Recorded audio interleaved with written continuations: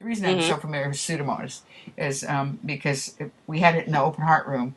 They cleaned the open heart room, cleaned the heart lung machine, and still, the next patient through the room ended up with pseudomonas in the incision. So what they had to do was put them on a ventilator, open the incision, take the wires out of the sternum, and just lay the chest open and pack it with gauze. And Uh-huh. we packed it with antibiotic gauze. I mean, they were trying whatever they could to try to get Oh this yeah. infection under control. Because Pseudomonas is hard to contain. If you get a Pseudomonas infection, you're going to colonize it. But just getting these people, trying to get the raging infection under control. So we packed the wound with um, antibiotic gauze. We dip it in an antibiotic solution, and Yeah. um, and pack the gauze around the green heart and the green Mm-hmm. lungs going up and down. Yeah. Green lungs, green heart, boop boop boop, and we're in there packing gauze around it. Yeah. And Yeah. you're masked, but believe me, that you're in a you're in a room, an isolation room, with the doors closed, Oh yeah. packing a wound that's that grossly infected. And the worst part was that when they eviscerated their Yeah. incisions, Yeah. and so Mm-hmm. you would like do whatever what you had to do, bathe them or whatever, be writing vital signs down. Turn around, and the white sheet was red with blood dripping off the edges. Oh yeah. Oh Yeah. my God! When somebody eviscerates an open heart wound, it Mm-hmm. is just their chest overflows like a bathtub. I've never It's seen a chest do that. I've seen a gut do it because I work on a surgical floor and we okay. have, lots of surgery. We Yeah, do this is orthoneurosurgeries and general surgeries.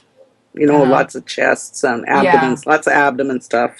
I'll tell You you, know. and that this was Johns Hopkins' very first surgical Hmm. intensive care unit. So, it was the early days of intensive care. It was 1971 when they opened the the, Hmm. the first Yeah. one in May of 71, in I think April 8th or something. So it was end of April, early May when we moved into the intensive care unit. So this was by the seat of your pants. We had ventilators that didn't have alarms on them.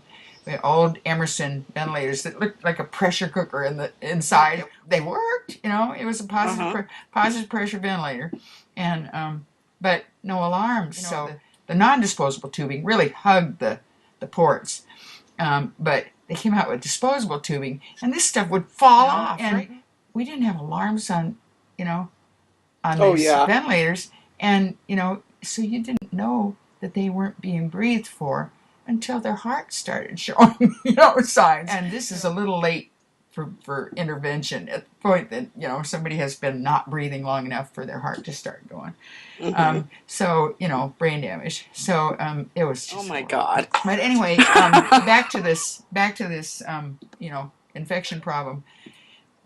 The smell was so intense, and it would just permeate your nose hairs. When you Oh walked yeah. out of there, you carried the smell with you. So I got really familiar with Pseudomonas, and we had a whole bunch of them go through there. I think it may have been in the heart lung machine. That I Hmm. don't know. I don't know what I didn't work in the OR. I worked so I don't know what eventually happened, but they all died. Most of them died the first time they eviscerated, obviously. But Yeah. we actually had a young guy, 26 years old, with an asymptomatic tetralogy of Fallot, um, who came in for surgery to have the surgery done while he was young, so that in case he developed symptoms later, uh, he wouldn't be in such great shape for the surgery. So it was Uh-huh. elective surgery, asymptomatic tetralogy, and he got the infection, and he ruptured 3 times Oh before he died. yeah.